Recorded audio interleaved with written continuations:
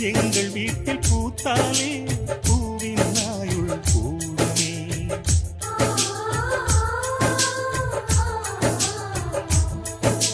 இரண்டு கண்கள் என்றாலும் பார்வை என்றும் ஒன்றுதான்.